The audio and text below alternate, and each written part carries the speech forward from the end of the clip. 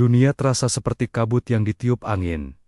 Hening, sangat hening. Di ranjang terakhirnya, Syekh Abdullah telah menutup mata untuk selamanya. Ia adalah seorang mukmin sejati, seorang alim yang seluruh hidupnya dipenuhi dengan ilmu dan amal. Setiap pagi ia mengajarkan tafsir Al-Quran di masjid tua. Setiap malam ia menghidupkan sepertiga malamnya dengan munajat kepada Sang Pencipta. Wajahnya selalu memancarkan ketenangan yang luar biasa, seolah jiwanya telah lama berdamai dengan Tuhannya. Jasadnya telah dikebumikan.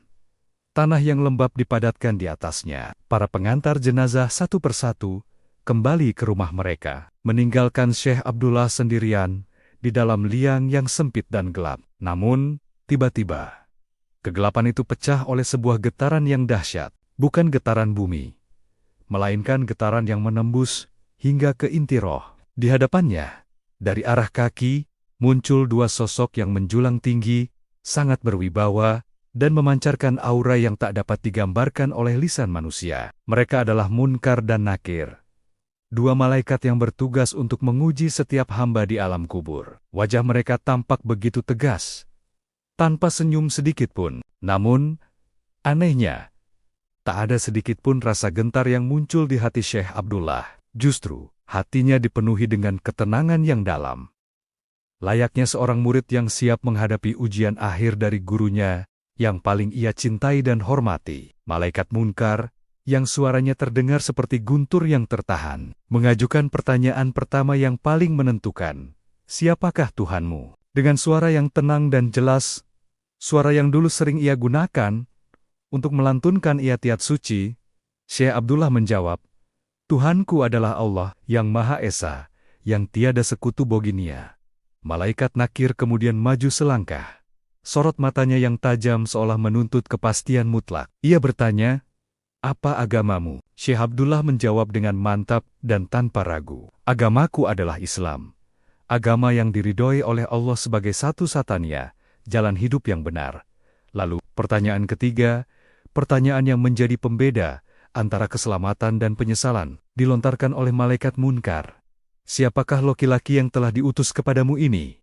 Apa yang kau katakan tentangnya? Mendengar pertanyaan tentang kekasih Allah, Nabi Muhammad SAW, hati Syekh Abdullah bergetar hebat. Namun, getaran itu bukan karena takut, melainkan karena rindu dan cinta yang meluap. Ia mengangkat kepalanya sedikit, seolah menatap ke langit-langit kubur, dan menjawab dengan penuh perasaan, beliau adalah Muhammad bin Abdullah, Rasulullah. Aku bersaksi bahwa tiada Tuhan selain Allah, dan aku bersaksi bahwa Muhammad adalah hamba dan utusannya. Beliaulah yang membawa petunjuk dari Tuhanku, dan aku mengikutinya dengan sepenuh hati dan jiwaku. Setelah jawaban itu, kedua malaikat perkasa itu terdiam. Ketegasan dan kejelasan jawaban Syekh Abdullah bukanlah berasal dari hafalan lisan semata, melainkan buah dari keyakinan yang telah tertanam kuat di sanubarinya selama puluhan tahun ia beribadah, menuntut ilmu, dan mengamalkannya. Suara malaikat Nakir tiba-tiba melembut, tidak lagi terdengar seperti guntur, tetapi seperti bisikan keheningan yang penuh haru. Benar, engkau telah benar dalam hidupmu. Allah telah menetapkan ucapan yang teguh, yaitu iman bagi orang-orang mukmin di dunia dan di akhirat. Seketika, sebuah keajaiban terjadi. Kuburnya yang sempit dan gelap meluas sejauh mata memandang. Bukan lagi liang lahat, melainkan sebuah taman yang begitu indah.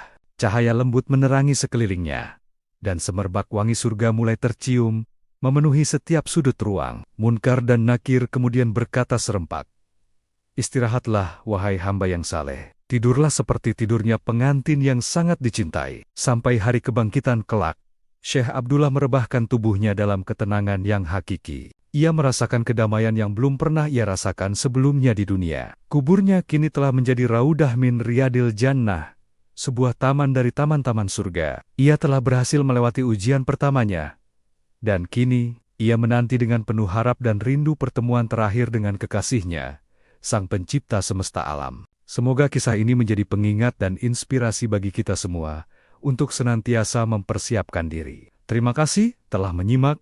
Jangan lupa untuk subscribe agar tidak ketinggalan video inspiratif lainnya. Sampai jumpa.